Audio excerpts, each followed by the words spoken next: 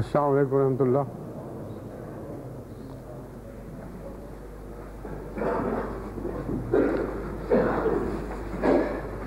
السلام علیکم ورحمۃ اللہ. اذان دے دیں.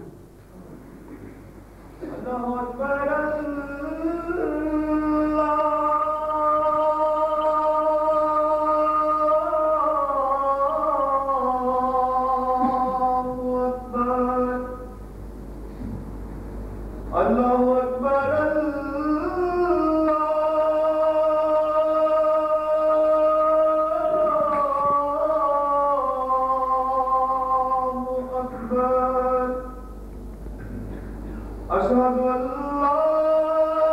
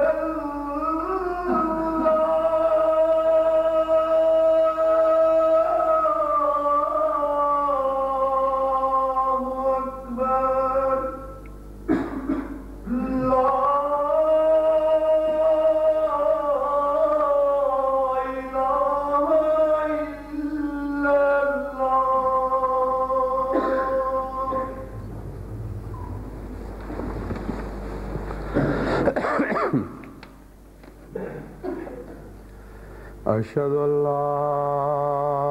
الہ الا اللہ وحدہ لا شریک لہ واشہد ان محمدا عبدہ ورسولہ. اما بعد فاعوذ باللہ من الشیطان الرجیم. بسم اللہ الرحمن الرحیم. الحمد للہ رب العالمین الرحمن الرحیم مالک یوم الدین. ایاک نعبد و ایاک نستعین. اهدنا الصراط المستقیم صراط الذین انعمت علیہم غیر المغضوب علیہم ولا الضالین.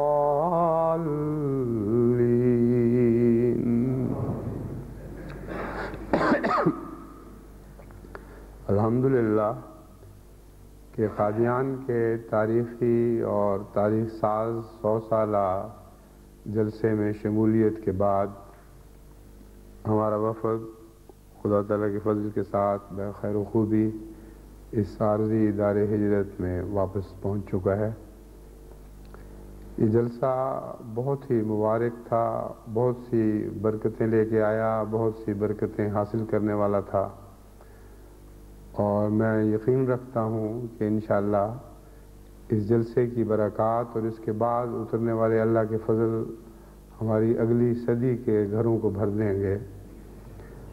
اور بہت دور رس نتائج اس کے ظاہر ہوں گے۔ اس سلسلے میں مختلف پہلوؤں سے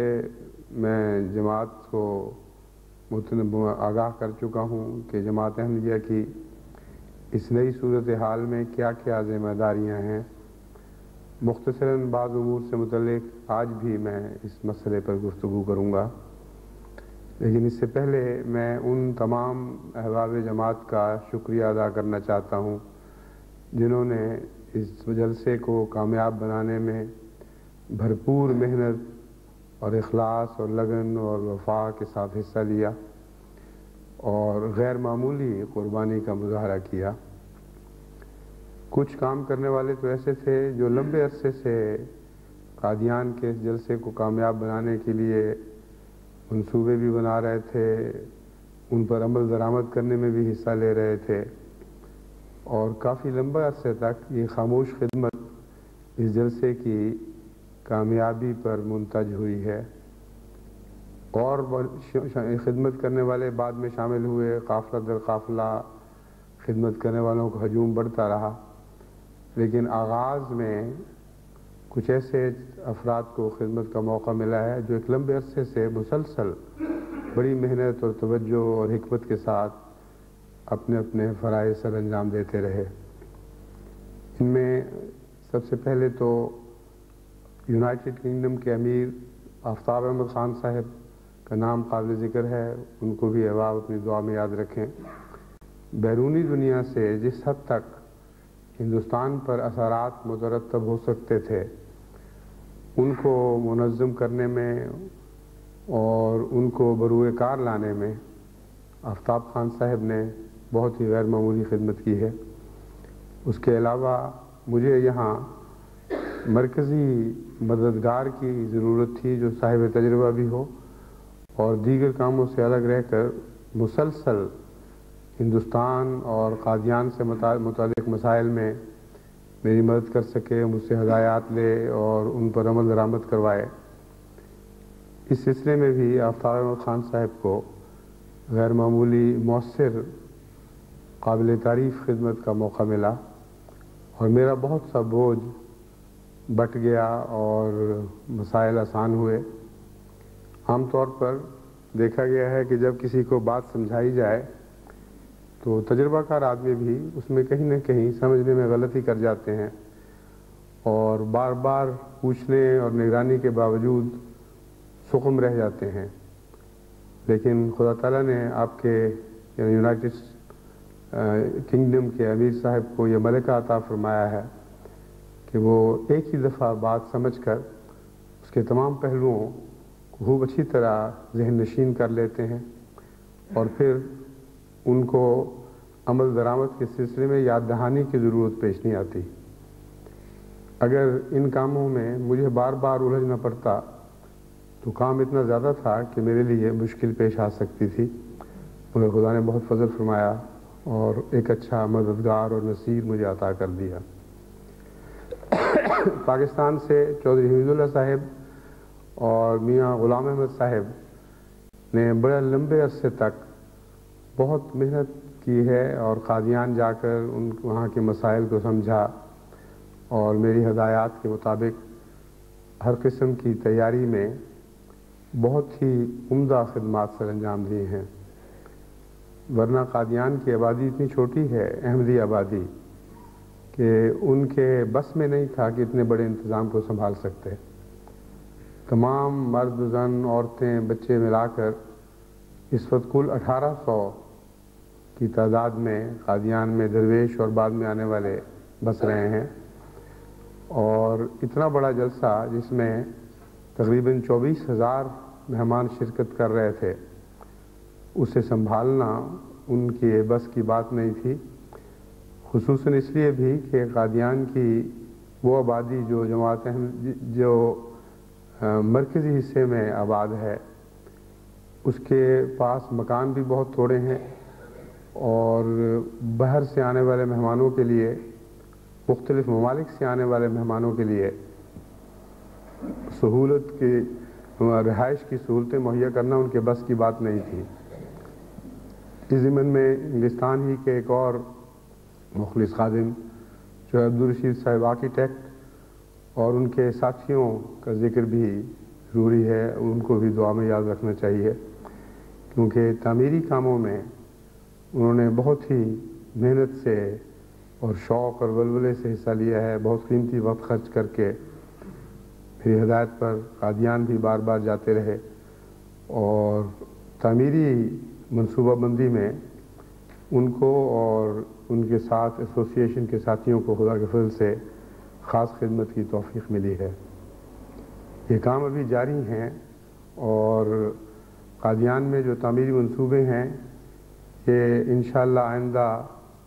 کئی سالوں تک پھیلے رہیں گے اور کام بڑھتا رہے گا، اور میں امید رکھتا ہوں کہ جس اخلاص کے ساتھ پہلے تمام دنیا کے احمدیوں نے جن کو انجینئرنگ سے تعلق ہے خدمت میں حصہ لیا ہے، آئندہ بھی انشاءاللہ اللہ تعالیٰ ان کو توفیق عطا فرماتا رہے گا۔ قادیان کے ناظر صاحب اعلیٰ صاحبزادہ مرزا وسیم احمد صاحب اور ان کے ساتھی ناظروں اور نائب ناظروں نے بھی بہت لمبا عرصہ ان انتظامات کو مکمل کرنے میں بہت محنت سے کام لیا ہے، اور علاقے میں قادیان کے درویشوں کا جو نیک اثر ہے اس کے نتیجے میں علاقے سے تعاون بھی بہت ملا ہے، اور وہ سب تعاون کرنے والے بھی ہماری شکریہ کے مستحق ہیں۔ ہندوستان کی حکومت نے بھی ہر طرح سے تعاون کیا، اور پنجاب کی حکومت نے بھی بہت ہی غیر معمولی تعاون کیا ہے، یہاں تک کہ تمام عرصہ جب تک میرا وہاں قیام رہا ہے، خواہ مختصر عرصے کے لیے تھوڑی دیر کے لیے کہیں جانا ہوتا تھا، تب بھی وہاں پولیس کے تھانے کے انچارج اور ان کے ساتھی بہت ہی مستعدی کے ساتھ آگے پیچھے ہر طرح نگرانی کرتے تھے، اور باہر نکلنے کی صورت میں جب قادیان سے باہر کچھ عرصے کے لیے جانا پڑا، چند گھنٹے کے لیے، اس وقت بھی کوئی 40-50 افراد پر مشتمل نفری پولیس کی تھی، جس میں جگہ جگہ کے ڈی ایس پی بھی شامل ہوتے رہے اور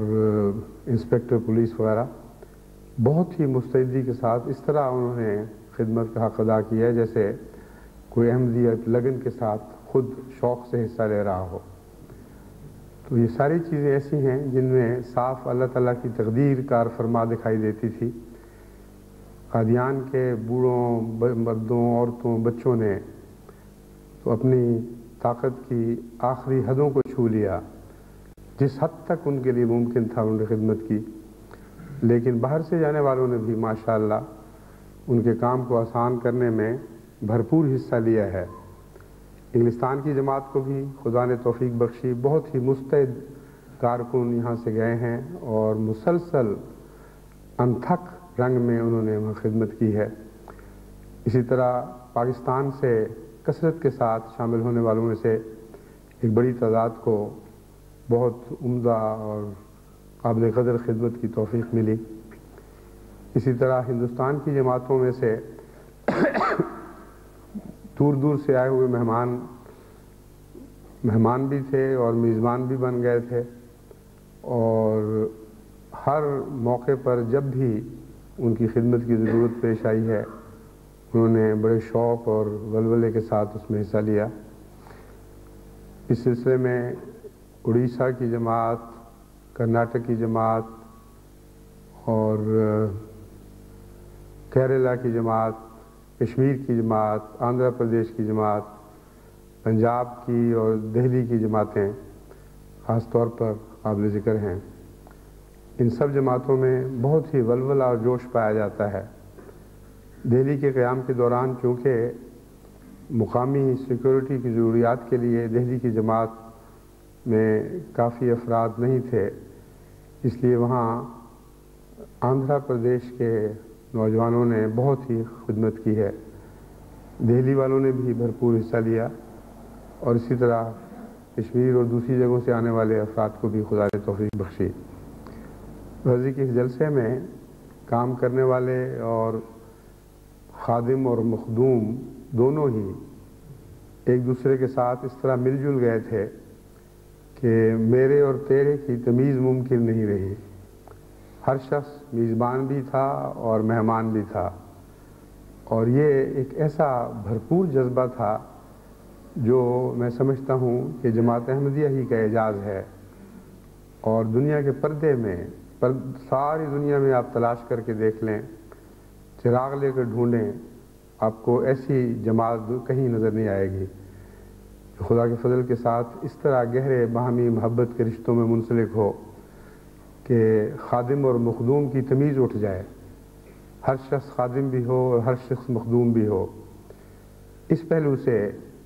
جب میری نظر حضرت اقدس محمد مصطفیٰ صلی اللہ علیہ وآلہ وسلم کے اس ارشاد پر پڑتی ہے کہ سید القوم خادمہم، تو اس کی ایک نئی تفسیر سامنے ابھرتی ہے۔ آپ نے فرمایا کہ قوم کا سردار وہی ہوتا ہے جو قوم کا خادم ہو۔ سردار کے لیے خادم ہونا ضروری ہے اور قوم کے لیے ضروری ہے کہ خادم ہی کو اپنا سردار بنایا کرے۔ یہ دونوں پیغام ہیں، لیکن جماعت احمدیہ پر جس شان کے ساتھ اس مضمون کا اطلاق ہوتا ہے، اس سے یہ بات میرے ذہن میں ابھری کہ اس دنیا کے آپ ہی خادم ہیں اور آپ ہی مخدوم ہیں، کیونکہ یہ دونوں صلاحیتیں یکجا طور پر جماعت احمدیہ کے سوا اور دنیا کی کسی جماعت میں اکٹھی نہیں مل سکتی۔ اب نظر دوڑا کے دیکھیں، مسلمان ہوں یا غیر مسلم ہوں، ترقی یافتہ مغربی اقوام ہوں یا پیچھے رہ جانے والی مشرقی اقوام، کسی مذہب سے تعلق رکھنے والی ہوں، کسی جغرافیائی حدود سے تعلق رکھنے والی ہوں، یہ اعلیٰ شان کا امتزاج کہ خادم مخدوم ہو جائے اور مخدوم خادم بن جائے، یہ جماعت احمدیہ کے سوا دنیا میں کہیں دکھائی نہیں دے گا۔ بس ان معنوں میں آپ نے اپنے عمل سے یہ ثابت کر دکھایا ہے کہ آپ ہی حضرت اقدس محمد مصطفیٰ صلی اللہ علیہ وآلہ وسلم کی اس عظیم الشان عارفانہ تعریف کے مستحق اور اس تعریف کے نتیجے میں آئندہ دنیا کے سردار بننے والے ہیں، کیونکہ آپ کے اندر یہ دونوں صلاحیتیں اکٹھی کر دی گئی ہیں۔ اب جہاں تک آئندہ زمانے کے حالات کا تعلق ہے، جیسا کہ میں نے بیان کیا ہے، میں سمجھتا ہوں یہ جلسہ ایک تاریخ ساز جلسہ تھا، محض تاریخی جلسہ ہی نہیں تھا، کیونکہ حضرت اقدس مسیح موعود علیہ السلام کی بہت سی پیشگوئیاں اس کے ساتھ وابستہ ہیں، اور ان پیشگوئیوں کے مطالعہ سے معلوم ہوتا ہے کہ اس جلسے کے بعد خدا تعالیٰ اپنی فضلوں کی ہوا چلائے گا اور ہر طرف غیر معمولی ترقی کے سامان پیدا ہوں گے۔ اس ضمن میں ایک خوشخبری تو ہندوستان چھوڑنے سے پہلے ہی وہاں مل گئی، خدا تعالیٰ کے فضل کے ساتھ سکھر کے 2 اسیران راہ مولا لمبی مشقتوں اور دکھوں کے بعد آزاد کیے گئے۔ آج صبح ہی کراچی میری بات ہوئی تو وہاں سے مجھے بتایا گیا کہ اللہ کے فضل سے یہاں تو جماعت میں ایک جشن کا سا سما تھا، بہت ہی عزت و محبت سے جماعت نے ان سے سلوک کیا اور غیر معمولی خوشیوں کے سامان تھے۔ تو یہ بھی اسی مقدس جلسے کی برکتوں میں سے ایک برکت ہے، اور اس یقین دہانی کے لیے کہ خدا کی طرف سے خاص تقدیر کے طور پر یہ نشان ظاہر ہوا ہے، جب میں آج دفتر میں ڈاک دیکھنے گیا تو سندھ سے کوٹ علم دین سے آئے ہوئے خط میں ایک خواب درج تھی۔ یہ کوٹ علم دین کنڈری ضلع تھرپارکے کے قریب ایک گاؤں ہے، جہاں ابتدا میں کچھ احمدی ہوئے تھے اور ان کے اخلاص کے وجہ سے اور غیر معمولی خواہش کے نتیجے میں کہ میں خود وہاں جاؤں، بہت پہلے کی بات ہے، میں گنڈی سے وہاں گیا، وہاں لمبی مجلس لگی اور اللہ کے فضل سے تقریباً سارے گاؤں کو ہی احمدیت میں شامل ہونے کی توفیق ملی۔ تو اس پہلو سے اس گاؤں کے ساتھ میرا خاص تعلق رہا ہے اور میں پوچھتا رہتا ہوں۔ تو جانے سے پہلے میں نے ایک خط لکھا تھا کسی احمدی دوست کو، وہ پرانی باتیں یاد کرا کے اور بعض پرانے نام لے کے اپنے محبت بھرا پیغام بھیجا تھا۔ اس کے جواب میں ان کا خط آیا ہوا تھا اور خاص بات انہوں نے یہ لکھی کہ میں نے رویا میں دیکھا ہے کہ ہمارے سکھر کے اسیر آزاد ہو گئے ہیں اور اللہ کے فضل سے بہت خوشی کا سماں ہے اور میرے گھر بھی وہ تشریف لاتے ہیں۔ تو ایک ہی رویا ہے سارے ان خطوں میں، ایک مہینے کے خطوں میں، جن کا تعلق سکھر کے اسیروں کے ساتھ تھا، اور ساتھ انہوں نے دعا دی ہے کہ خدا کرے میری یہ رویا پوری ہو جائے۔ چنانچہ پیشتر اس کے کہ میں وہ خط پڑھتا، اللہ تعالیٰ کی فضل سے وہ رویا پوری ہو چکی تھی۔ یہ اللہ تعالیٰ کے انداز ہیں پیار کے اظہار کے، اور یہ یقین دلانے کے لیے کہ یہ اتفاقی حادثات نہیں ہیں، جو کچھ ہو رہا ہے تقدیر الہی کے مطابق ہو رہا ہے، ورنہ ایک سے زیادہ خط الجھے ہوئے خیالات کے آتے ہی رہتے ہیں، جس میں مبہم سے رنگ میں بعض خوشخبریاں بھی ہوتی ہیں، لیکن ایسی واضح خوشخبری صرف سکھر کے اسیروں سے تعلق رکھنے والی، اور اس کی ٹائمنگ، کس طرح وہ خط لکھا گیا اور کس وقت پہنچا جبکہ وہ خبر بھی پہنچ رہی تھی، یہ ساری باتیں اہل ایمان کے ایمان کو بڑھانے کا موجب بنتی ہیں۔ بس یہ بھی قادیان کے اس جلسے کی برکت اور اس کے بعد کہ آنے والے پرفضا دور کی خوشخبری ہے اور اس کے آغاز کی وہ لہریں ہیں جو بعض دفعہ اچھے موسم آنے سے پہلے ہوا میں پیدا ہوتی ہیں اور انسان کی روح کو طراوت بخشتی ہیں۔ بس میں سمجھتا ہوں کہ انشاءاللہ آئندہ اور بھی خدا تعالیٰ کی طرف سے بہت سی خوشخبریاں نصیب ہوں گی۔ قادیان کے مسائل میں سے ایک بڑا مسئلہ وہاں کی تھوڑی آبادی ہے۔ بعض دوستوں کو قادیان کے اس سفر کے نتیجے میں بہت امیدیں بن گئیں کہ اب قادیان کی واپسی قریب ہے، لیکن میں جماعت کو سمجھانا چاہتا ہوں، گزشتہ خطبے میں بھی میں نے مختصراً اس پر گفتگو کی تھی کہ واپسی کوئی ایک دم آنن فانن رونما ہونے والا واقعہ نہیں ہے۔ حضرت مسیح موعود علیہ السلام کے الہامات سے تو یہ معلوم ہوتا ہے کہ خدا تعالیٰ ایک دفعہ لے کے جائے گا، پھر بار بار لائے گا، اور امن کے ماحول میں ایسا ہوتا رہے گا۔ اس لیے میں نہیں کہہ سکتا کہ خدا کی کیا تقدیر کب ظاہر ہوگی اور اس کا منشا کیا ہے۔ یہ بھی ہو سکتا ہے کہ ایک لمبے عرصے تک مرکز سلسلہ باہر ہی رہے، دارالہجرت میں ہی ہو، خواہ وہ دارالہجرت پاکستان کا ہو یا کسی اور جگہ کا، اور قادیان کے حالات ایسے ہوں کہ بار بار خلفائے سلسلہ کو خود وہاں جانے کی توفیق ملتی رہے اور باہر بیٹھ کر قریب کی نگرانی کا بھی موقع ملتا رہے۔ اس لیے خوابوں میں بسنا ان معنوں میں تو درست ہے کہ خدا تعالیٰ جو رویا دکھائے، جو خوشخبریاں دکھائے، ان امیدوں میں انسان بسا رہے، یہی ایمان کی شان ہے، لیکن ان معنوں میں خوابوں میں بسنا درست نہیں کہ اپنے مرضی سے اپنے من کی باتوں کو تقدیر بنا بیٹھے اور پھر یہ سمجھے کہ جو میری خواہشات اور تمنائیں ہیں جیسے میں سمجھا ہوں اسی طرح خدا کی تقدیر ظاہر ہوگی۔ یہ طریق درست نہیں ہے، یہ ایک بچگانہ طریق ہے۔ اس لیے سب سے پہلے تو جماعت کو اپنی امیدوں اور امنگوں کی صحت کا خیال رکھنا چاہیے اور ان کو رستے سے بدکنے اور بھٹکنے نہیں دینا چاہیے۔ راستے وہی معین ہیں جو خدا تعالیٰ کی تقدیر میں مقدر ہیں اور جن کی خوشخبریاں اللہ تعالیٰ پہلے اپنے بزرگ بندوں کو، برگزیدہ بندوں کو عطا فرما چکا ہے۔ ان کی روشنی میں مختلف تعبیریں ہوتی رہتی ہیں، مختلف تعبیریں ہو سکتی ہیں، اور اس ضمن میں بھی بہت سے خوش فہم لوگ اپنے دل کی تعبیروں کو زبردستی ان الہامات اور پیشگوئیوں کی طرف منسوب کر دیتے ہیں، اور بعض اوقات تو پھر لوگوں سے شرطیں بھی باندھ بیٹھتے ہیں کہ جو تعبیر ہم نے سمجھی ہے ویسا ضرور ہوگا۔ یہ درست طریق نہیں ہے۔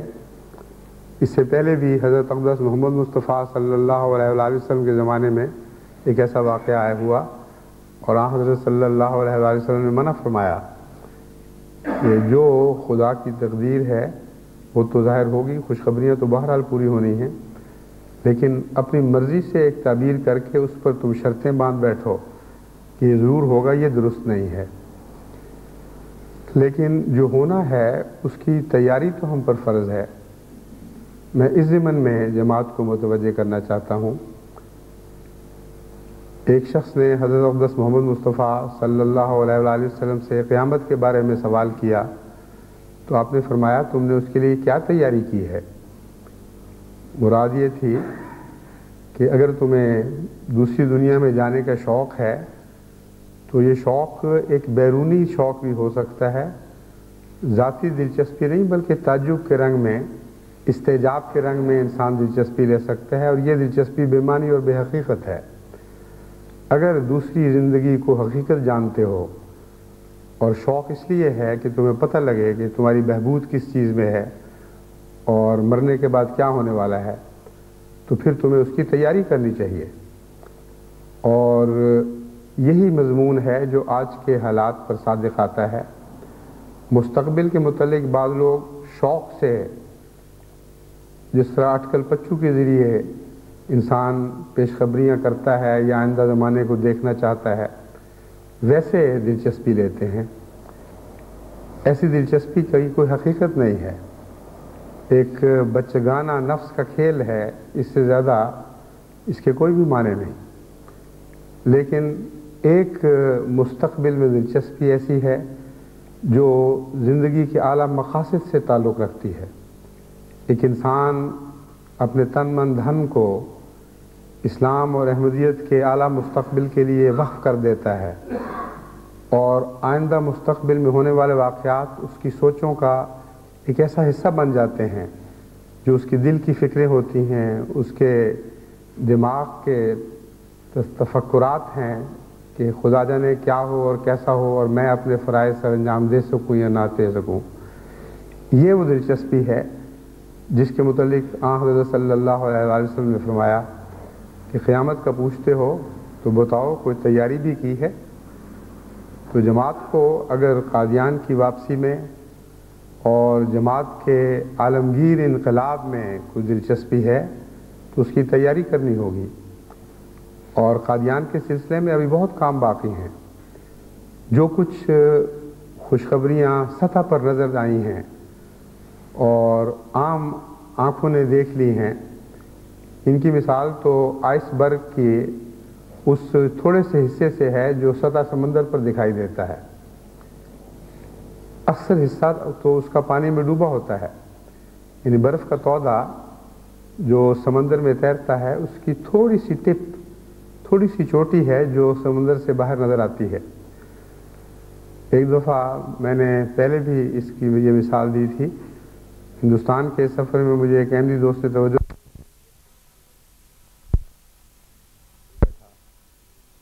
میں ان کو ممنون ہوں کہ انہوں نے مجھے توجہ دلائی۔ 1 اور 3 کی نسبت نہیں ہے، بلکہ برف کی کثافت پانی کے مقابل پر جتنی کم ہے اسی نسبت سے اس کا ایک حصہ پانی سے اوپر نکلتا ہے، اور غالباً یہ 10 میں سے 1 حصہ باہر ہوتا ہے اور 9 حصے اندر، کیونکہ برف کی کثافت 0.9 ہے، یعنی پانی کی کثافت اگر 1 ہے تو برف 0.9 ہے، یعنی حجم اس کا زیادہ اور وزن کم۔ تو جس نسبت سے وزن کم ہوگا اسی نسبت سے اس کا ایک حصہ باہر نکلا ہوگا۔ تو بعض دفعہ باہر نکلے ہوئے حصے بھی بہت بڑے بڑے دکھائی دیتے ہیں۔ سمندر میں سفر کرنے والے جانتے ہیں، یعنی جو ان کا کام ہے شمال اور جنوب میں جانا، اور وہ ان باتوں کے متعلق اپنے زندگی کے واقعات میں بڑے دلچسپ انداز میں تذکرے بھی کرتے رہتے ہیں کہ بعض دفعہ پانی میں سے اتنا بلند برف کا پہاڑ اونچا ہوا دکھائی دیتا ہے کہ آدمی حیرت اور استعجاب میں ڈوب جاتا ہے، لیکن اگر انسان یہ سوچے کہ اس سے 9 حصے زیادہ زمین میں ڈوبا ہوا، پانی کے اندر وہ ڈوبا ہوا پہاڑ ہے، تو اور بھی زیادہ ہیبت بڑھتی ہے۔ تو یہ خوشخبریاں بھی جب پوری ہوتی ہیں تو ان کا ایک حصہ باہر دکھائی دے رہا ہوتا ہے، اور جو ڈوبے ہوئے حصے ہیں وہ مسائل سے تعلق رکھتے ہیں۔ جو مسائل حل ہو جائیں وہ سطح سمندر سے باہر دکھائی دے رہے ہوتے ہیں، اور جو ابھی ڈوبے ہوئے ہیں وہ ان سے بہت زیادہ ہوتے ہیں۔ بس ہمیں ان ڈوبے ہوئے مسائل کی طرف توجہ کرنی ہوگی۔ قادیان کی عظمت اور عزت اور جلال اور جمال کو بحال کرنے کے لیے ساری دنیا کی جماعتوں کو بہت محنت کرنی ہے، اور ہندوستان کی جماعتوں کے کھوئے ہوئے وقار اور مقام کو دوبارہ بحال کرنے کے لیے ساری دنیا کی جماعتوں کو بہت محنت کرنی ہوگی۔ اس سلسلے میں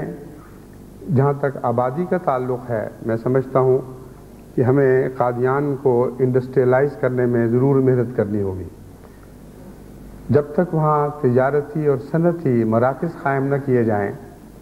اس وقت تک صحیح معنوں میں باہر سے احمدی آ کر وہاں آباد نہیں ہو سکتے، اور مقامی احمدیوں کا انخلا رک نہیں سکتا۔ اتنی بڑی قربانی دی ہے درویشوں نے اور بعد میں آ کر بسنے والوں نے کہ وہاں پہنچ کر اندازہ ہوتا ہے، دور بیٹھے اس کی باتیں سن کر آپ کو تصور نہیں ہو سکتا کہ کتنے محدود علاقے میں مل کر رہ کر انہوں نے ساری زندگی ایک قسم کی قید میں کاٹی ہیں، اور اپنے دنیاوی مفادات کو ایک طرف پھینک دیا، قربان کر دیا، اور مقامات مقدسہ کی حفاظت اور ان کی نگہبانی کے لیے اپنے بچوں، اپنی بیگمات کی زندگیاں قربان کی۔ بہت ہی بڑی عظیم الشان قربانی ہے، اس کا بھی حق ہے، اور ساری دنیا کی جماعتوں پر یہ فرض عائد ہوتا ہے کہ ان کے حالات کو بہتر بنانے کے لیے بھرپور کوشش کریں۔ چنانچہ یہاں سفر سے پہلے جو میں نے تحریک کی، اس کے نتیجے میں اللہ تعالیٰ کے فضل کے ساتھ ساری دنیا کی جماعتوں نے بہت ہی اعلیٰ نمونہ دکھایا، اور خدا تعالیٰ نے یہ توفیق بخشی کہ صرف قادیان ہی نہیں بلکہ ہندوستان کی دیگر جماعتوں کی بھی اس خاص موقع پر خدمت کی توفیق ملی،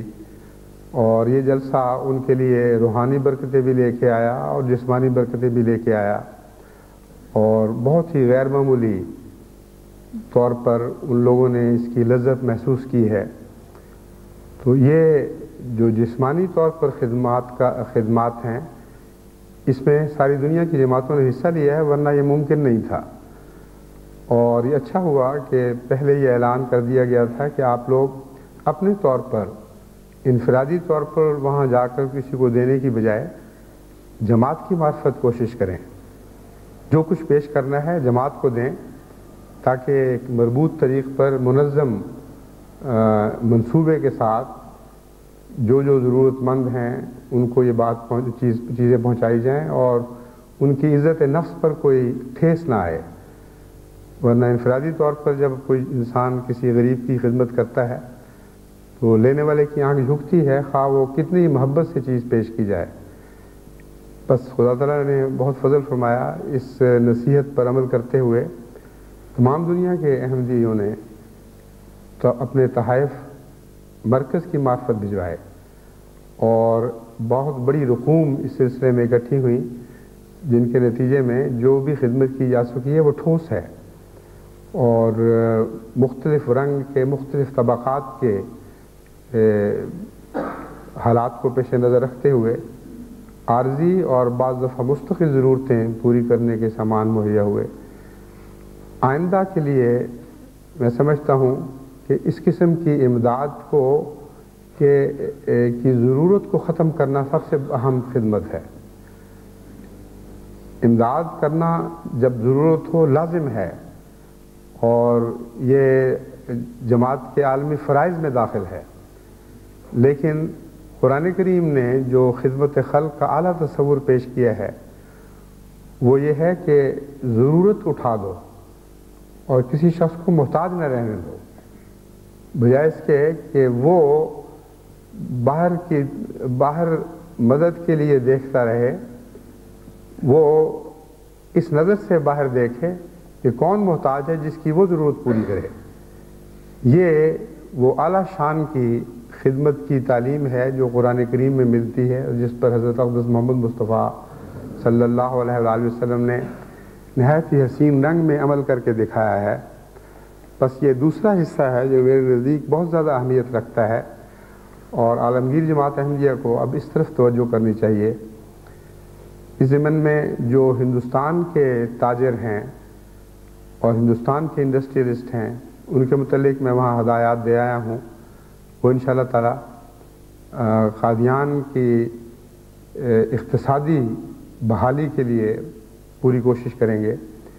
لیکن باہر کی دنیا سے بھی کثرت سے لوگ وہاں جا سکتے ہیں اور ہندوستانی قوانین کا لحاظ رکھتے ہوئے وہاں کئی قسم کی صنعتیں قائم کر سکتے ہیں۔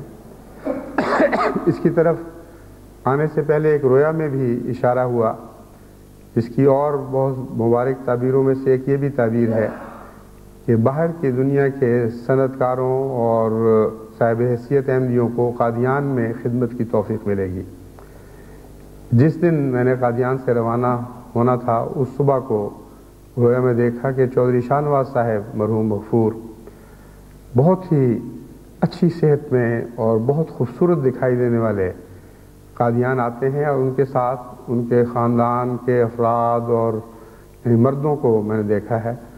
اور دور دور کے رشتہ دار اور مداح ایک جمگھٹ بنا کے ارد گرد بیٹھے ہوئے ہیں، بہت ہی محبت اور تعریف کی نظر سے ان کو دیکھ رہے ہیں۔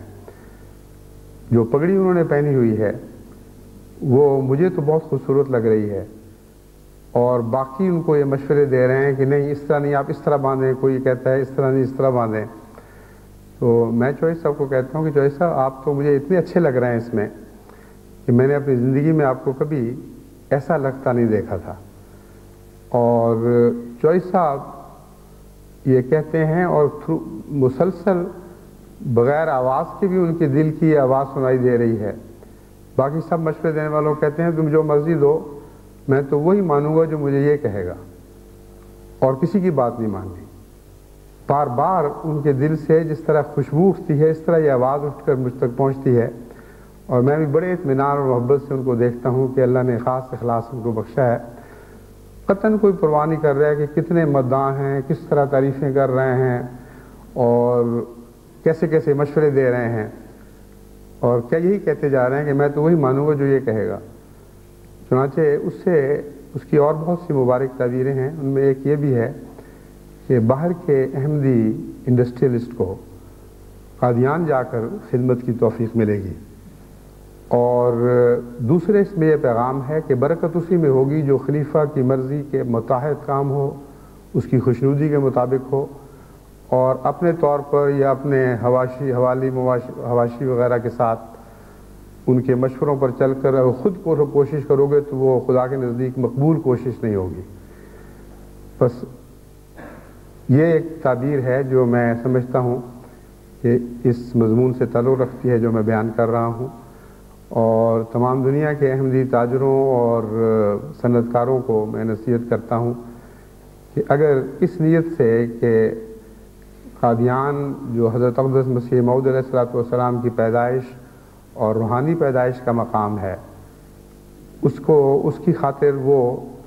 اپنی توفیق کے مطابق کچھ خدمت کا حصہ لیں، تو قادیان کی بہت سی رونقیں بحال ہو سکتی ہیں جن کی مرکز سلسلہ کے آخری قیام سے گہرا تعلق ہے۔ جیسا کہ میں نے بیان کیا ہے، ایک لمبا عرصہ محنت کا کام ہے، مسائل بہت سے ہیں جو ڈوبے پڑے ہیں، آپ کو دکھائی نہیں دے رہے، مگر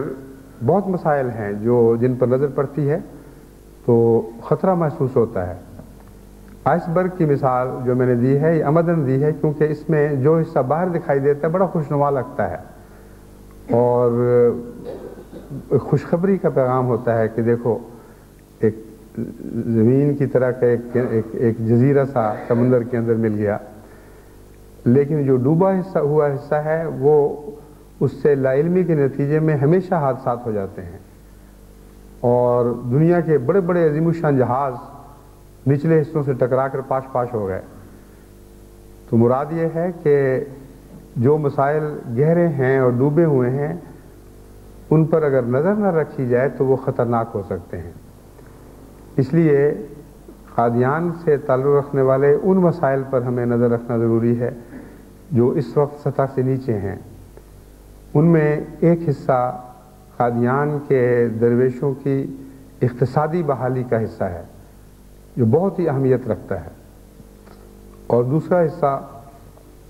قادیان کے باشندوں میں یہ احساس کروانا ہے کہ جماعت احمدیہ کے وقار کے ساتھ تمہارے دنیاوی فوائد بھی وابستہ ہیں، اور یہ وہ احساس ہے جو پہلے ہی ابھر چکا ہے۔ مثلا اس دفعہ جلسے میں چونکہ غیر معمولی تعداد میں باہر سے لوگ تشریف لے گئے تھے، اور بعض دفعہ ضرورت کے مطابق انہوں نے وہاں کی دکانوں سے چیزیں خریدیں، بعض دفعہ قادیان کی محبت اور شوق میں کوئی تحفہ گھر لے جانے کے لیے انہوں نے وہاں سے چیزیں خریدیں۔ تو وہاں کے تاجروں کے ایک نمائندہ نے مجھے بتایا کہ ہمارے تخمینے کے مطابق 1,20,00,000 روپے کی شاپنگ ہوئی ہے، جو قادیان جیسے قصبے کے لیے ایک بہت بڑی چیز تھی۔ چنانچہ یہی وجہ ہے کہ بار بار تاجروں کے وفود آئے اور بڑی منت سماجت کے ساتھ کہا کہ آپ لوگ واپس آ جائیں، ساری برکتیں جماعت کی ہیں، جماعت ہی کا مرکز ہے، آپ کے بغیر کوئی بات نہیں بنتی۔ تو ان کی نظر روحانی رونقوں پر تو نہیں تھی، ان کو تو اقتصادی فوائد پر نظر تھی۔ پچھلے پہلو سے اگر وہاں اقتصادی خدمت کے کام ہوں تو اس علاقے پر بہت عمدہ اثر مترتب ہوگا، اور جو طلب پیدا ہو چکی ہے وہ اور زیادہ بڑھے گی۔ اس طلب میں صرف اقتصادی فوائد پیش نظر نہیں تھے، بلکہ مقامی طور پر جو بھاری اکثریت ہے وہ سکھوں کی ہے، اور سکھوں نے دل کی گہرائی سے محسوس کیا ہے کہ یہ جماعت نیک جماعت ہے، نیک لوگوں کی جماعت ہے، اور ان کے دل میں نیکی کی عزت اور قدر ہے، اور بگڑے ہوئے حالات کی وجہ سے وہ امن چاہتے ہیں۔ چنانچہ سکھوں کے بہت بڑے بڑے وفود، بڑے بڑے یعنی حیثیت کے وفود جن کے پیچھے قادیان کی بہت سی آبادی تھی، انہوں نے مل کر اس بات کا اظہار کیا کہ ہم نے تو اپنی آنکھوں سے دیکھ لیا ہے کہ اصل قادیاں کی برکت جماعت احمدیہ سے ہے، اور صرف یہ قادیان تک محدود نہیں ہے، بلکہ اگر قادیان جماعت میں جماعت احمدیہ واپس آ جائے تو سارے علاقے کی برکتیں لوٹ آئیں گی۔ یہ جو تاثر ہے یہ بغیر کسی لاگ کے، بغیر کسی بناوٹ کے بے اختیار دلوں سے اٹھ رہا تھا، یہاں تک کہ ایک موقع پر جب میں صبح کی سیر کرتے ہوئے مختلف علاقوں میں چلا جاتا تھا، واپسی پر ایک گردوارے کے سربراہ مجھے ملے اور انہوں نے کہا آپ گزر رہے ہیں؟ الحمدللہ۔ ہم الحمدللہ تو لفظ نہیں کہا، شکر ہے خدا کا کہ ہمیں موقع مل گیا ملنے کا۔ انہوں نے کہا ہم یہی باتیں کر رہے تھے کہ آپ آئے ہیں تو قادیان میں بڑے مرید بنائے ہیں۔ مراد یہ تھی کہ جماعت احمدیہ کے بہت مداح پیدا ہو گئے ہیں، اور ایک وفد نے تو یہ کہا کہ ہم تو جماعت احمدیہ کے ساتھ ایسا تعلق رکھتے ہیں کہ ہمیں یہاں کے لوگ آدھا احمدی کہتے ہیں، لیکن سچی بات یہ ہے کہ ہم پورے احمدی ہیں۔ یہ جو خدا تعالیٰ نے تائید کی ہوائیں چلائی ہیں، یہ کوئی بے مقصد ہوائیں نہیں ہیں اور کوئی عارضی خوشیوں والی ہوائیں نہیں ہیں۔ خدا تعالیٰ بتا رہا ہے کہ میں دلوں کو اس طرف مائل کر رہا ہوں، اور ان کو مستقل باندھنے کے لیے اب تمہیں محنت کرنی ہوگی اور کوشش کرنی ہوگی، اور جن اعلیٰ مقاصد کے لیے اللہ تعالیٰ نے دلوں کو بدلا ہے ان مقاصد کی پیروی سنجیدگی سے کرنی ہوگی۔ اس پہلو سے میں نے جیسا کہ بیان کیا، ہمیں وہاں انڈسٹریلائز کرنے کی بہت ضرورت ہے قادیان کو، تاکہ بیرونی غریب جماعتیں کثرت سے وہاں جا کر آباد ہوں،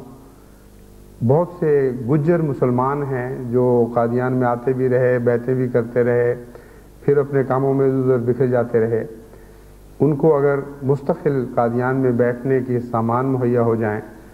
تو ان کے اندر استقامت پیدا ہوگی. یہ نہیں کہ آئے، تعلق باندھا اور پھر رفتہ رفتہ وہ تعلق گھل گیا، بلکہ مستقل مستحکم تعلق پیدا ہوگا. تو اس طرح قادیان کی احمدی آبادی بڑھنے سے اللہ تعالیٰ کے فضل سے اس کی مرکزیت کے مرتبے اور مقام میں رفعت پیدا ہوگی اور ایک وزن پیدا ہو جائے گا. اس کے نتیجے میں اور بھی زیادہ علاقہ ایسی نظروں سے جماعت کو دیکھے گا کہ جیسے ہر وقت منتظر ہیں کہ کب آؤ اور برکتیں واپس لے کر آؤ. یہ جو احساس ہے یہ اتنا سنجیدہ احساس ہے اور اس تیزی سے وہاں ترقی کیا ہے کہ ایک سکھ لیڈر میرے پاس تشریف لائے اپنے ساتھیوں کے ساتھ، کافی بڑا وفد لے کر آئے تھے. انہوں نے کہا کہ جب آپ لوگ گئے تھے اور ہم لوگ یہاں آ کے آباد ہوئے تھے تو لوگ ہمیں کہتے تھے کہ مرزا صاحب کی پیشگوئیاں ہیں کہ ہم واپس آئیں گے. تو ہم آپس میں مذاق کیا کرتے تھے کہ باتیں تو ہم سن لیتے تھے لیکن باہر جا کے آپس میں مذاق کرتے تھے کہ یہ دیکھو یہ کیسی بچگانہ باتیں ہیں. ایک دفعہ گیا ہوا کب واپس آتا ہے اور کیسے آ سکتا ہے، ہم تو آباد ہو گئے اب یہاں. کہتے ہیں لیکن اب جلسے کے بعد ہم یہ باتیں کر رہے ہیں کہ مرزا صاحب کی ساری باتیں سچی تھیں اور ان لوگوں نے آنا ہی آنا ہے اور یہ قادیان کو چھوڑنے والے نہیں اور بھولنے والے نہیں، انہوں نے لازماً آنا ہے اور وہ پیشگوئیاں ضرور پوری ہوں گی. تو خدا تعالیٰ نے دیکھیں آنن فانن کیسی فضا بدلی ہے. اور یہ جو باقی رہنے والی برکتیں ہیں ان میں سے یہ برکتیں ہیں جن کو سنبھالنا اور مزید ان کی افزائش کرنا جماعت احمدیہ کے نیک اعمال سے تعلق رکھتا ہے، محض نیک خواہشات سے تعلق نہیں رکھتا. بس جو میں نصیحت کر رہا ہوں اس کو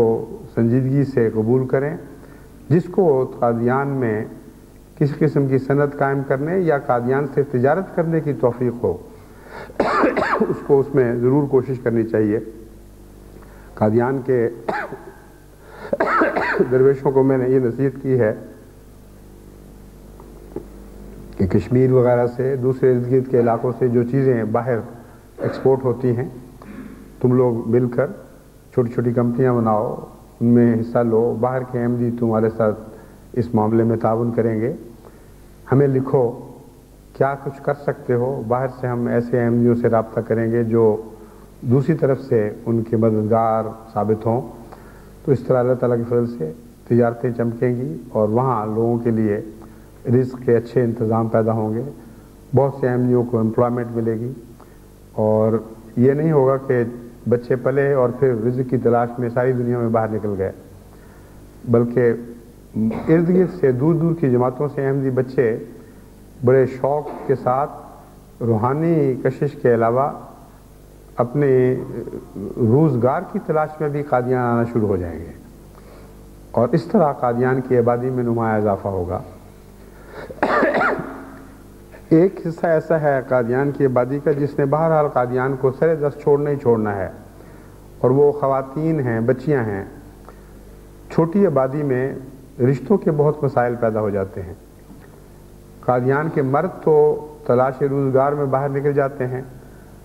ساری دنیا میں پھیلے ہوئے ہیں قادیان کے نکلے ہوئے نوجوان، مڈل ایسٹ وغیرہ میں بھی ہیں اور باہر ان کی شادیاں بھی ہو جاتی ہیں، بچیاں پیچھے خالی رہ جاتی ہیں اور ان کے لیے لازم ہے کہ باہر شادیاں کریں کیونکہ قادیان میں تو وہ اتنی تعداد میں مقامی مرد وہاں بسنے والے موجود ہی نہیں ہوتے. اس لیے تمام دنیا کی جماعتوں کو میں نصیحت کرتا ہوں کہ برکت کے لیے اور خدمت کے لیے وہ جہاں تک جس کے لیے ممکن ہو قادیان سے رشتے تلاش کرے. اور اس سلسلے میں ناظر صاحب اعلیٰ قادیان کو براہ راست بھی لکھے اور مجھے بھی لکھیں اور ناظر صاحب امور عامہ سے بھی بے شک براہ راست رابطہ کریں. بہت سی ایسی بچیاں ہیں جو بہت ہی عمدہ تربیت یافتہ ہیں لیکن تعلقات کی کمی کی وجہ سے وہ جو ایک قید سی ان کے گرد ہے اس میں محدود ہونے کی وجہ سے وہ اور ان کے ماں باپ نہیں جانتے کہ اچھا رشتہ کہاں مقدر ہے. تو ساری دنیا کی جماعتوں کو منظم طور پر اس مسئلے کو حل کرنے کی کوشش کرنی چاہیے. اور میں سمجھتا ہوں کہ عمراء اگر وہاں کے رابطہ کر کے ان کی بچیوں کے قوائف اس شرط پر منگوائیں کہ تصویروں کے ساتھ بھجوائیں، تفصیل سے بھیجیں، ہم اپنی تحویل میں رکھیں گے، عزت اور احترام کے ساتھ ان قوائف کا خیال رکھیں گے اور مناسب رشتوں کو کی رہنمائی کریں گے کہ فلاں جگہ وہ کوشش کر لیں. جماعت احمدیہ کا جو رشتہ ناطے کا انتظام ہے، اس میں یہ ذمہ داری جماعت نہ قبول کرتی ہے نہ کر سکتی ہے، عقلاً کرنی بھی نہیں چاہیے، کہ دونوں فریق کو یقین دلائے کہ رشتہ اچھا ہوگا اور آپ کر لیں، اور جماعت کی ذمہ داری ہے گویا کہ. یہ بالکل نامناسب بات ہے. نہ جماعت ایسا کرے گی، نہ جماعت سے ایسی توقع رکھنی چاہیے، ورنہ ہر رشتہ جس میں کوئی نہ کوئی الجھن پیدا ہو جائے خدا نخواستہ، اس کی ذمہ داری جماعت پر تھوپی جائے گی. جماعت کی ذمہ داری یہ ہوگی کہ وہ حتی المقدور اپنے علم کے مطابق فریقین کا تعارف کروائے گی ایک دوسرے سے، اور جو معلومات انسان کو معلوم ہو سکتی ہیں، اور ہر قسم کی معلومات انسان کو نہیں ہو سکتی، اندر کے حالات ایسے ہیں جو خدا کے سوا کوئی نہیں جانتا، وہ صدق کے ساتھ اور سچائی کے ساتھ فریقین تک پہنچا دے گی. اس سے زیادہ جماعت اور کچھ نہیں کر سکتی، اور نہ جماعت سے اس سے زیادہ کسی کو توقع رکھنی چاہیے. لیکن ان حدود کے اندر بہت مدد ہو جاتی ہے، ورنہ باہر کے رشتوں میں اتنے اندھیرے ہیں، اتنے پردے ہیں، ایسی لا علمی کی باتیں ہیں، ایسی دھوکے کی باتیں ہوتی ہیں کہ جو کچھ نظر آتا ہے وہ اکثر جھوٹ اور فریب ہی ہوتا ہے یا اندھیرے کی چھلانگ ہے. تو جماعت احمدیہ کو خدا تعالیٰ نے توفیق بخشی ہے کہ ہر مسئلے کے گرد ایک روشنی کی فصیل کھڑی کر دیتی ہے. اس روشنی کے نتیجے میں بہت کچھ دیکھنے کی توفیق مل جاتی ہے. تو تجارت میں بھی اور انڈسٹری میں بھی جماعت کا جو مرکزی نظام ہے اسی حد تک کام کرے گا، اور رشتوں کے معاملے میں بھی اسی حد تک کام کرے گا. تعارف کروائے گا اور بہت سے اندھیرے دور کرے گا. لا علمی ٹھیک نظر آ رہا ہے، باقی آپ کا کام ہے، آپ کی اپنی تجارت ہے، اپنی ذمہ داریاں ہیں، اپنے رشتے کرنے ہیں. دعا بھی کریں، استخارے بھی کریں، اور مقدور بھر ذاتی کوشش کر کے مزید چھان بین بھی کریں. تو اس تمہید کے بعد میں توقع رکھتا ہوں کہ رشتوں کے معاملے میں بھی تمام عالمگیر جماعتیں اپنی ذمہ داریاں ادا کریں گی.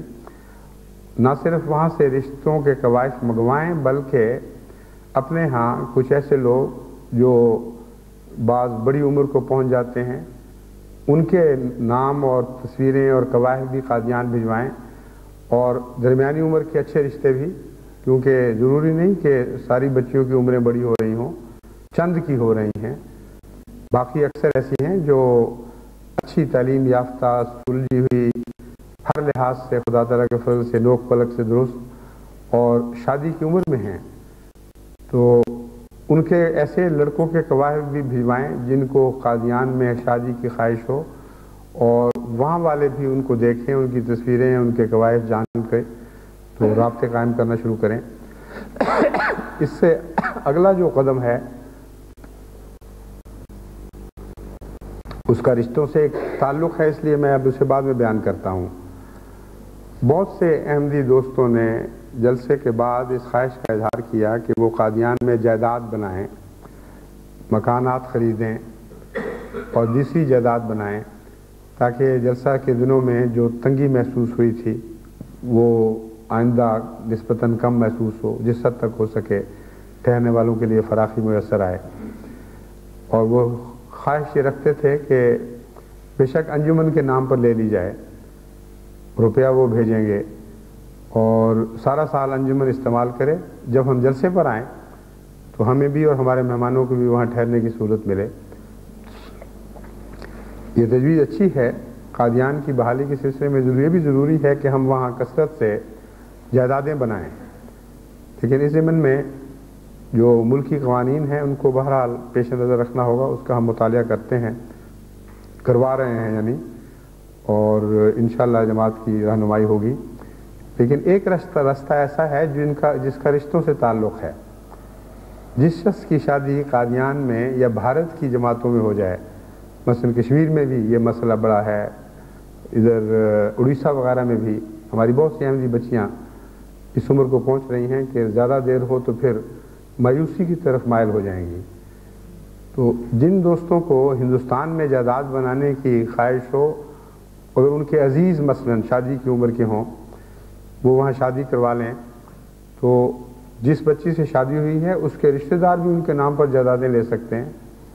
وہ خود بھی لے سکتے ہیں. روپیہ بھجوانے میں آسانی پیدا ہو جائے گی، کیونکہ باہر کے رشتہ دار کو حق ہے کہ وہ اپنے عزیزوں کو وہاں روپیہ بھیج سکے. تو اقتصادی مسئلہ ہے جو اس معاشرتی مسئلے کے ساتھ تعلق رکھنے والا ہے. تو میں امید رکھتا ہوں کہ اس ضمن میں بھی دوست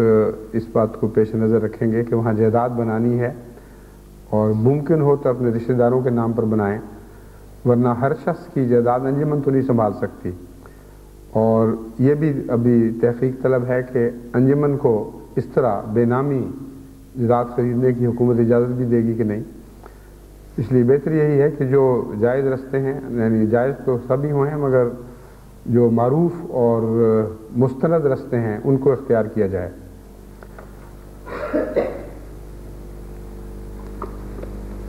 زمینیں خریدنے کے سلسلے میں ایک میں نصیحت کرنا چاہتا ہوں کہ بعض لوگ اپنے تعلقات کے پیش نظر پھر آ کر بعض لوگوں سے سودے کر لیتے ہیں. قادیان کے حالات میں یہ بہت نامناسب اور جماعت کے مفاد کے منافی حرکت ہے. اگر ہم نے وہاں ریہیبلیٹیٹ ہونا ہے، جیسا کہ ہمارا پروگرام ہے اللہ تعالیٰ کے فضل کے ساتھ، اور جس طرح وہاں کی آبادی میں ایک طبی طلب پیدا ہو چکی ہے، تو یہ خطرہ ہے کہ وہاں کی جائیدادیں بہت تیزی کے ساتھ مہنگائی کی طرف مائل ہو جائیں. ابھی اس جلسے کے نتیجے میں ہی قادیان میں قیمتیں عام ہندوستان کی قیمتوں سے 1.5 گنا بڑھ گئی تھیں. وہی چیزیں جو ہم قادیان میں 150 روپے کی لے رہے تھے، دلی میں 100 کی مل رہی تھیں، امرتسر میں بھی اسی قیمت پر. تو اگر یہ جائیدادوں کی طرف رجحان ہوا جیسا کہ ہونا ہے، اور ابھی سے آثار ظاہر ہیں، تو بے ہنگم طریق پر جائیدادیں خریدنے کے نتیجے میں جماعت کو بہت مالی نقصان پہنچے گا، اور مرکزی مفادات کو بھی نقصان پہنچے گا. انفرادی طور پر بھی ہر شخص نقصان اٹھائے گا. ایک آدمی چلاکی کر رہا ہے اپنی طرف سے کہ میں جلدی سے سودا کر لوں، بعد میں قیمتیں بڑھ جائیں گی. تو دراصل اس کی اس عجلت کے پیچھے ایک بدنیتی کار فرما ہوتی ہے. بدنیتی یا خود غرضی کہہ لیں. خالصتاً نیکی نہیں ہوتی جائیداد خریدنے میں، بلکہ یہ ہوتا ہے کہ اس وقت ہے میں لے لوں، کل کو جب مہنگائی بڑھے گی اور لوگوں میں طلب پیدا ہوگی تو اس زمین کا ایک حصہ میں بیچ کر تو بہت منافع حاصل کر کے دوسرے حصے پر اپنا مکان آسانی سے بنا سکتا ہوں. اسے بدنیتی نہ کہیں، لیکن خالص نیکی نہ رہی، بلکہ کچھ اغراض نفس بھی شامل ہو گئیں. اور اس کے نتیجے میں اس نے یہ نہیں سوچا کہ اگر میں اس طرح کھلی مارکیٹ میں جا کر قیمتیں خراب کرنے لگوں تو کل کو آنے والے میرے بھائیوں کو بڑا نقصان پہنچے گا. جماعت نے جو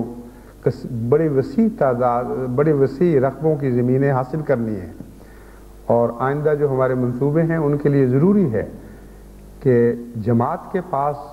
کثرت سے وہاں زمینیں ہوں، اور تاکہ ان میں مرکزی منصوبوں پر عمل درآمد ہو سکے. ان کو بڑا شدید نقصان پہنچے گا. جو 1 لاکھ روپے کی چیز آج مل رہی ہے وہ دیکھتے دیکھتے 1.5 لاکھ 2 لاکھ 3 لاکھ کی ہو جائے گی. تو وہی جماعتیں جو باہر سے قربانی کر رہی ہیں ان کی قیمت خرید گویا کہ 1/3 رہ جائے گی، 1/3 مثلا. اور نقصان بھی بچانے والے بھی وہی باہر کے لوگ ہوں گے جو ایک طرف جماعت کی معرفت چندے بھی بھیج رہے ہیں، دوسری طرف ان چندوں کو ملیا میٹ کرنے کے بھی انتظام کر رہے ہیں. اس لیے یہ یاد رکھیں کہ کوئی شخص براہ راست وہاں کوئی سودا نہیں کرے گا. وہاں میں انجمن کو ہدایات دے آیا ہوں کہ جس نے سودا کرنا ہے وہ آپ کو لکھے یا مجھے لکھے، اور ہم ان کی خاطر تلاش کر کے مناسب قیمتوں پر جگہ ڈھونڈ کے دیں گے بغیر کسی منافع کے. آگے ان کا کام ہے وہ پسند کریں یہ جگہ لینی ہے فلاں جگہ لینی ہے، لیکن پوری اعتماد کے ساتھ ان کو اس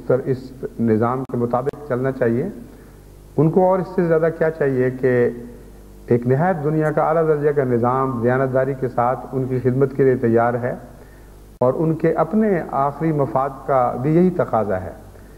کہ انفرادی سودا بازیوں کے بجائے جماعت کی معرفت اپنا کام کریں، اور اس کے نتیجے میں ایک اور خطرے سے بھی ہمیں نجات مل جائے گی۔ بعض علاقے ایسے ہیں جہاں جماعت کو دلچسپی ہے کہ جماعت وہاں ضرور زمین بنائے، انفرادی لینے والے جب وہاں ایک دو اڈے بنا لیتے ہیں تو ساری اسکیم تباہ ہو جاتی ہے۔ چنانچہ ایک دو ایسے واقعات میری نظر میں آئے، جماعت قادیان کے پھیلاؤ کی خاطر ہم نے ایک منصوبہ بنایا ہوا ہے۔ اس منصوبے میں جن علاقوں میں بعض آئندہ پروگرام تھے ان میں بعض لوگوں نے اپنے طور پر لے لی زمینیں، چنانچہ ان کو میں نے متنبع کیا، میں نے کہا درست نہیں ہے، اللہ تعالیٰ کا فضل ہے، جماعت میں بڑا اخلاص ہے، انہوں نے کہا جس قیمت پر ہم نے لی ہیں ہم حاضر ہیں، آپ واپس لے لیں ہم سے، یا چاہیں تو اس کے متبادل ہمیں کوئی جگہ دے دیں۔ چنانچہ بعض دفعہ متبادل جگہ دے دی گئی، بعض دفعہ اسی قیمت پر وہ زمین ان سے لے لی گئی، تو خدا کے فضل سے اب تک تو کوئی خرابی نہیں پیدا ہوئی، لیکن خرابی کے احتمالات دکھائی دینے لگ گئے ہیں۔ اس لیے میں ساری دنیا کی جماعتوں کو سمجھاتا ہوں کہ یہ بہت اچھا کام ہے، وہاں جائیدادیں لینی چاہیے، لیکن نظام کے مطابق، نظام کے رستے سے اور دستور اور طریقے کے ساتھ یہ کام کریں، تاکہ ساری جماعت کا مفاد کے تقاضے پورے ہوں اور انفرادی مفاد جماعتی مفاد سے ٹکرائے نہیں۔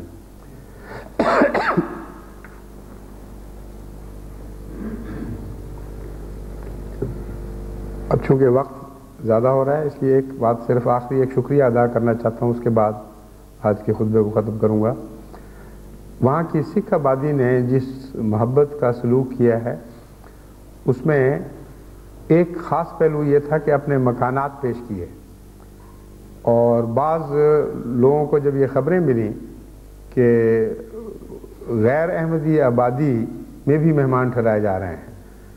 تو بڑے ذوق شوق سے وہاں دوڑتے ہوئے آئے۔ بعض لوگ رات ٹھہرے رہے 12 1 2 بجے تک، جب تک قافلے آ نہیں گئے کہ ہم اس وقت جائیں گے جب آپ ہمارے حصے کے مہمان دو گے۔ اور بعض ایسے خاندان جنہوں نے مہمان اپنے گھر ٹھہرائے تھے انہوں نے بعد میں ملاقاتیں کی اور انہوں نے کہا کہ ہمیں ایسا سرور آیا ہے، ایسا لطف آیا ہے کہ کبھی زندگی میں ایسا مزہ نہیں آیا تھا۔ ایک کمرے میں ہم سب اکٹھے ہو گئے اور سارا گھر مہمانوں کو دے دیا، اور مہمانوں نے بھی ہم سے ایسے محبت کا سلوک کیا ہے کہ یوں لگتا ہے کہ جیسے صدیوں کے آشنا ہوں، بچپن سے اکٹھے رہے ہوں۔ تو یہ جو تحریک کی تھی یہ خاص طور پر اسی نیت سے کی گئی تھی۔ قادیان کو میں نے لکھا تھا کہ آپ کے پاس ساری محنتوں کے باوجود، کوششوں کے باوجود ابھی بھی مہمانوں کو ٹھہرانے کی جگہ نہیں ہے۔ آپ غیر مسلموں خصوصاً سکھوں تک پہنچیں اور ان سے کہیں کہ قادیاں کے مہمان ہیں، تم بھی قادیاں کے باشندے ہو، اس میں حصہ لو۔ اس کا فائدہ یہ ہوگا کہ دونوں طرف کے وسیع تعلقات ہوں گے، اور قادیان کی واپسی کا صرف اس چھوٹے سے حصے سے تعلق نہیں ہے جو اس وقت ہمارے قبضے میں ہے، سارے قادیان کے دلوں کا ہمارے قبضے میں آنا ضروری ہے۔ اور اس ضمن میں یہ جو کوشش تھی اللہ تعالیٰ کے فضل سے بہت ہی مؤثر، بہت ہی کامیاب ثابت ہوئی ہے۔ چنانچہ آنے سے پہلے جو وفود ملے ان میں سے ایک وفد اسی سلسلے میں ملا تھا،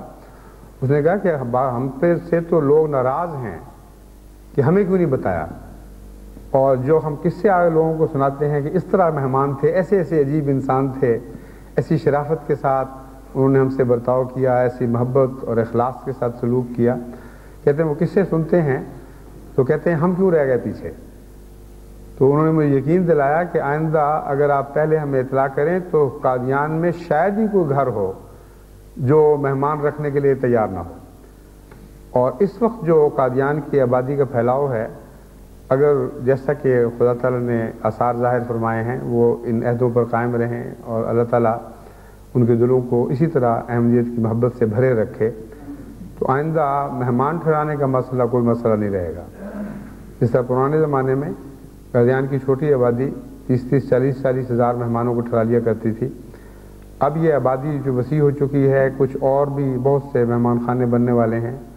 یہ سب ملا کر میں سمجھتا ہوں کہ 1.5-2 لاکھ تک بھی وہاں مہمانوں کو ٹھہرانے کا انتظام ہو سکتا ہے۔ اس کے لیے تیاری کا جتنا وقت چاہیے اسی نسبت سے اللہ تعالیٰ ہماری توفیق بڑھا رہا ہے۔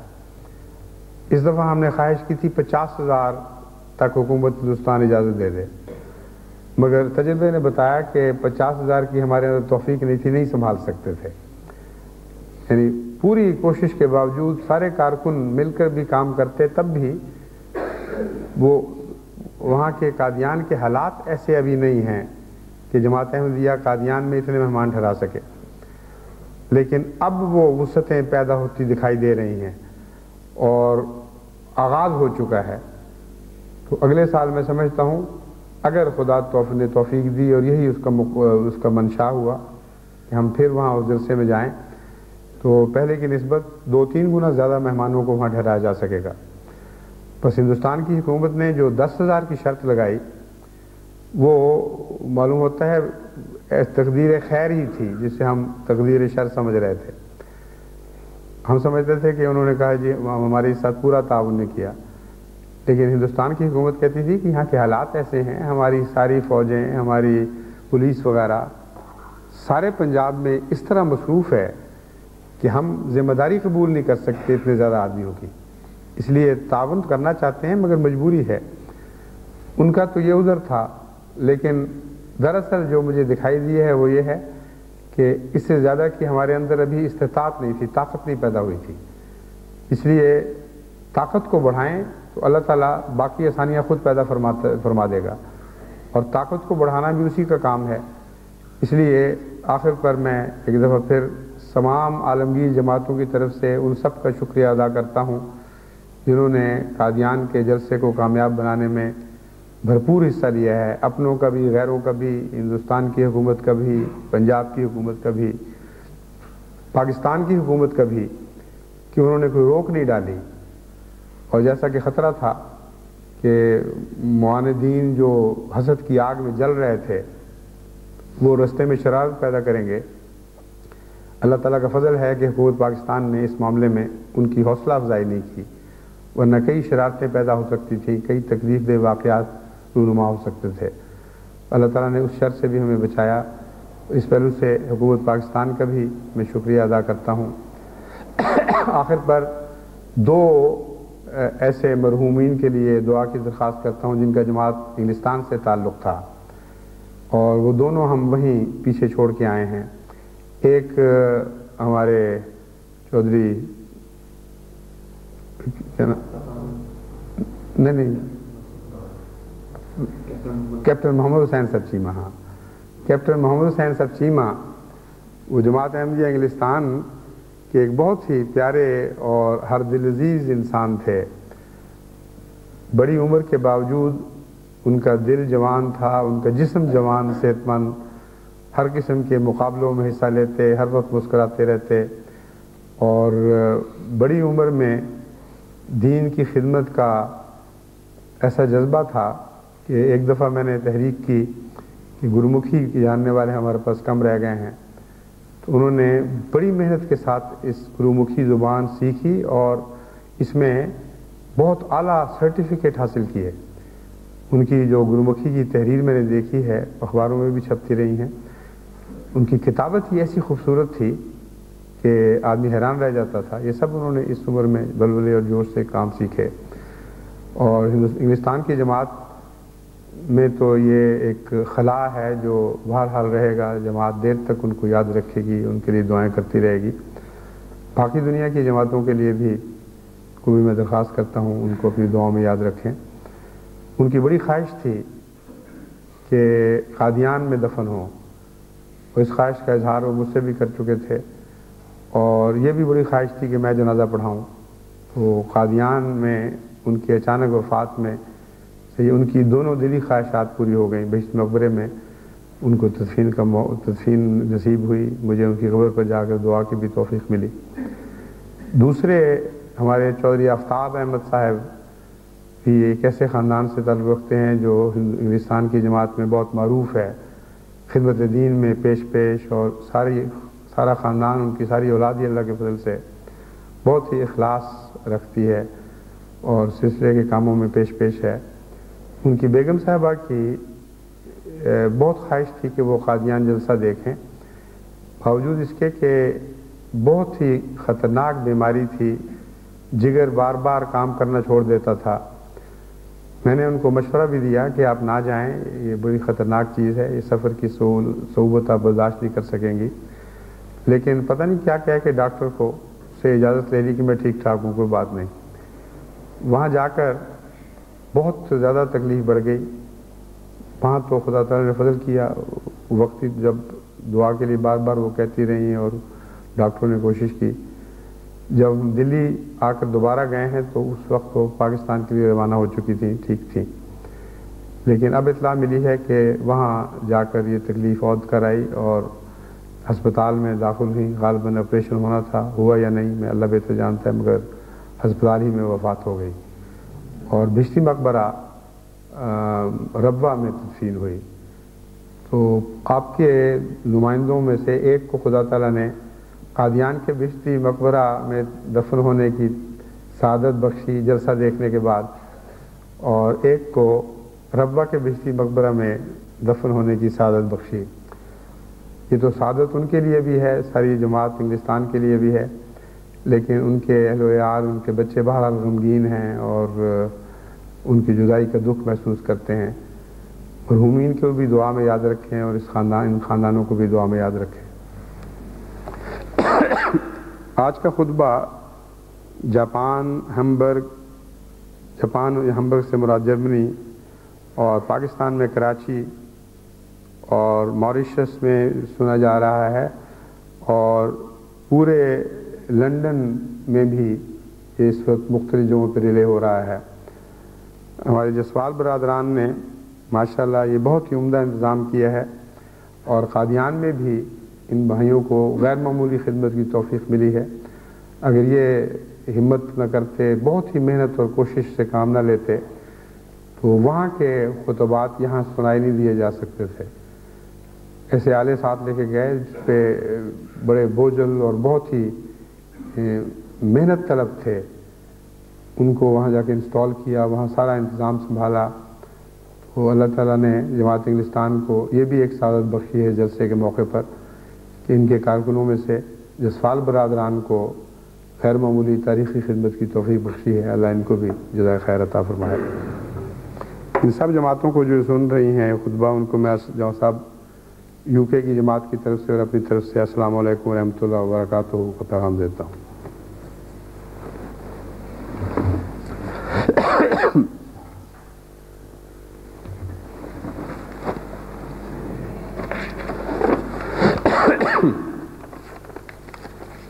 الحمدللہ نحمدہ ونستعینہ ونستغفرہ ونؤمن بہ ونتوکل علیہ ونعوذ باللہ من شرور انفسنا ومن سیئات اعمالنا من یهدہ اللہ فلا مضل له ومن يضلله فلا هادي له ونشهد أن لا إله إلا الله وحده لا شريك له ونشهد أن محمدا عبده ورسوله عباد الله رحمكم الله ان اللہ یامر بالعدل والإحسان وإیتاء ذی القربى وینہی عن الفحشاء والمنکر والبغی یعظکم لعلکم تذکرون اذکروا اللہ یذکرکم وادعوه يستجب لكم ولذكر الله أكبر۔